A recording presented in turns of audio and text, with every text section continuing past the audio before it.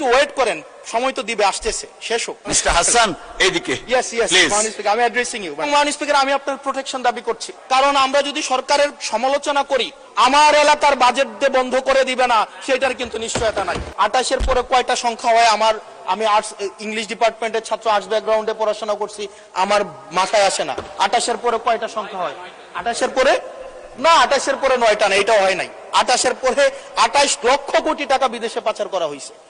এখন মাননীয় স্পিকার, যারা পাচার করেছে তারা সদর্পে এখন হচ্ছে মাননীয় স্পিকার গুলশান, বনানী, ধানমন্ডি, এই দেশে এখন বুক ফুলিয়ে চলাফেরা করে। মাননীয় স্পিকার, আমরা দেখেছি অন্তর্বর্তীকালীন সরকারের সময় বসুন্ধরার পুত্র সুবহান দেশে ঢুকার সাহস পায় নাই, আমরা দেখেছি আনবির দেশে ঢুকার সাহস পায় নাই, কিন্তু এই সরকার নির্বাচিত হয়ে আসার পরে আমরা দেখেছি সদর্বে এই সুবহানের পুত্র, এই ধর্ষক দেশে ঢুকেছে।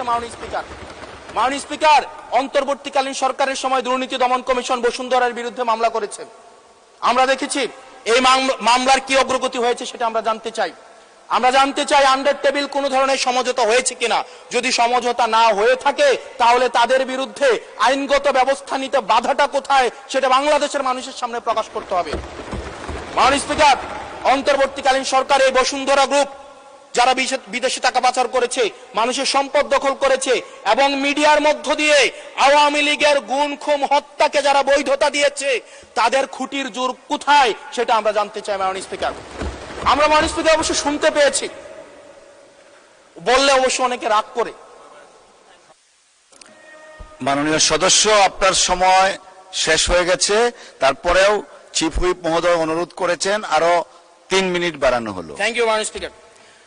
মাননীয় স্পিকার, আমরা শুনতে পেয়েছি বা দেখতে পাই এবং সরকার দলেরই অনেকে মাঝে মাঝে আমাদের কাছে এসে দুঃখ প্রকাশ করে যে আসলে আমরা জেল খেটেছি, আমরা কষ্ট করেছি, আমাদের সন্তানদের সাথে আমরা থাকতে পারি নাই, কিন্তু আমাদের দলে কিছু কিছু মানুষ বসুন্ধরার অ্যাডভাইজর হিসেবে কাজ করে, তাদের মিডিয়ার অ্যাডভাইজর হিসেবে কাজ করে। মাননীয় স্পিকার, যেই মিডিয়া তারেক রহমানকে, মাননীয় প্রধানমন্ত্রী তারেক রহমানকে দেশদ্রোহী হিসাবে ফ্রেমিং করেছে, সেই মিডিয়ার অ্যাডভাইজর হিসেবে আজকে বসুন্ধরা গ্রুপে আজকে এই সরকার দলীয় সংসদ সদস্যদের অনেকেই তারা সেখানে যুক্ত। মাননীয় স্পিকার, এটা আমাদের জন্য না, বরং তাদের সহকর্মীদের জন্য এটি তাদের হৃদয়ে রক্তক্ষরণ হয়, সেটি আমরা জানি। মাননীয় স্পিকার, এই বসুন্ধরার বিরুদ্ধে যারা কথা বলে তাদের বিরুদ্ধে মিডিয়া লেলিয়ে দেওয়া হয়। মাননীয় স্পিকার, আমরা যারা ঋণ খেলাপি, যারা ব্যাংকগুলোকে দখল করেছে, যারা গণতন্ত্র পথকে রুদ্ধ করেছে, গুম খুনের বৈধ, একটু ওয়েট করেন, সময় তো দিবে, আসতেছে, শেষ হোক। যারা গুম খুনের, আমি আপনাকে বলছি মিস্টার হাসান এইদিকে। ইয়েস মাননীয় স্পিকার, আমি অ্যাড্রেসিং ইউ। মাননীয় স্পিকার, যারা গুম খুনের বৈধতা উৎপাদন করেছে তাদের বিরুদ্ধে আমরা অন্তত বিএনপি থেকে স্ট্রিক্ট আমরা অ্যাকশন দেখতে চাই। মাননীয় স্পিকার, মাননীয় প্রধানমন্ত্রী প্রতিশোধ পরায়ণ হন নাই, আমরা সেটাকে ওয়েলকাম জানাই।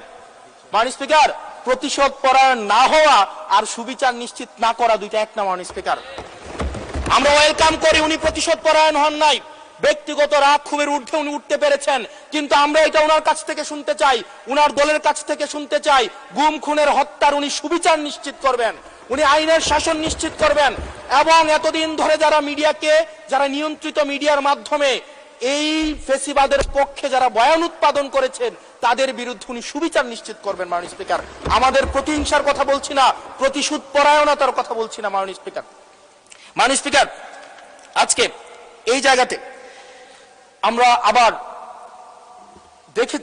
দেখতে পাচ্ছি যেটা আমাদেরকে শঙ্কার মধ্যে ফেলে, রাজনৈতিক প্রতিহিংসার রাজনীতি আবার শুরু হচ্ছে। মাননীয় স্পিকার, একজন সরকার দলীয় একজন প্রতিমন্ত্রীর বিরুদ্ধে কথা বলায় মিডিয়ার একজন সম্পাদকের বিরুদ্ধে মামলা করা হয়েছে। মাননীয় স্পিকার, এটা খুবই দুঃখজনক, ওনাকে জেলে নেওয়া হয়েছে একজন প্রতিমন্ত্রীর বিরুদ্ধে কথা বলায়। এবং মাননীয় স্পিকার, আমি আপনার প্রোটেকশন দাবি করছি, কারণ আমরাও বলতে ভয় পাই, কারণ আমরা যদি সরকারের সমালোচনা করি, কোন প্রতিমন্ত্রীর বিরুদ্ধে কথা বলি, মন্ত্রীর বিরুদ্ধে কথা বলি, আমার এলাকার বাজেট দিয়ে বন্ধ করে দিবে না সেটার কিন্তু নিশ্চয়তা নাই। সেই কারণে আমাদের মধ্যে অনেকেই কথা বলার সময় আওয়াজটা একটু কম করে বলে। মাননীয় স্পিকার, আপনার কাছে অনুরোধ করি, আমার জন্য আমার এলাকার মানুষকে যেন বঞ্চিত করা না হয়।